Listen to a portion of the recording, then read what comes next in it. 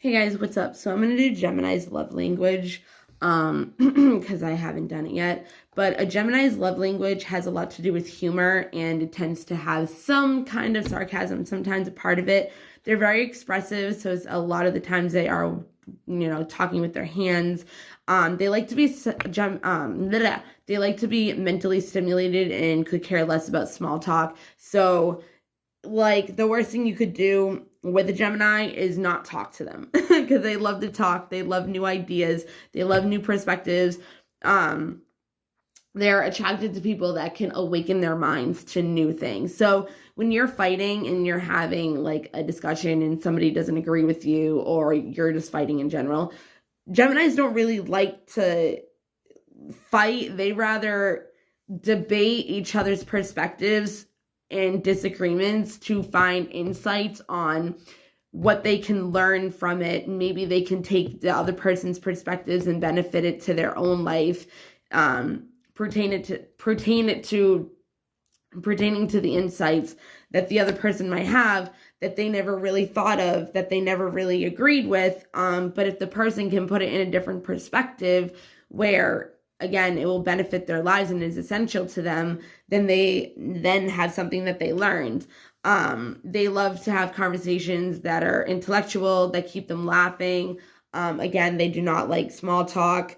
They're happy when they're mentally stimulated. So if you're having a conversation and they're being mentally stimulated and challenging and it's deep conversation, then you have their attention. If I don't know if I said the worst thing you could do is not talk to a Gemini and you ignore them. Like, especially if like you're somebody that like is on the fence of like talking to you and not talking to you. Like if you ignore them, like they're pretty much going to be like, yeah, no, I'm done. You know what I mean? They can be flirtatious, but that doesn't always mean that they like you. That's just a little hint just to let you know. Hold on a second. Just something to let you know.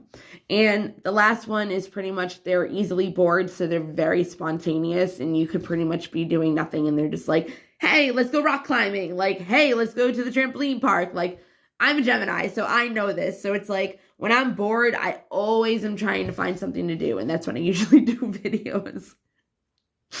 But or I do a reading. Like that's usually when I do readings is the most is when I'm bored. And I'll do more than one because I'm bored.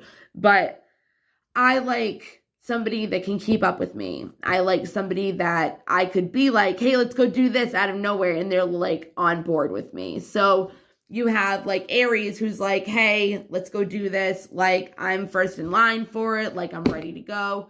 You have Taurus and they're like, I've done these other ones. That's why I'm saying this.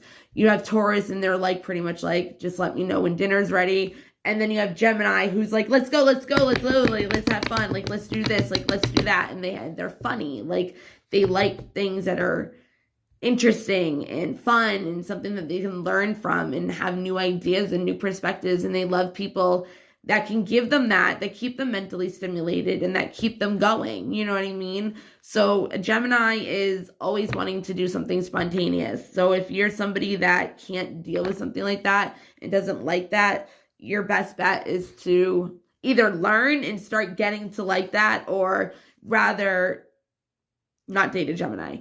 But because you have other houses and you have other aspects, a Gemini could be like that and you have an Aries energy in you and you guys would get along great. You know what I mean? Like, but it also depends on what house it is because you could have an Aries in a house that does not fit with the Gemini attitude of, hey, let's go do this. So that's the love language of a Gemini. Bye, guys.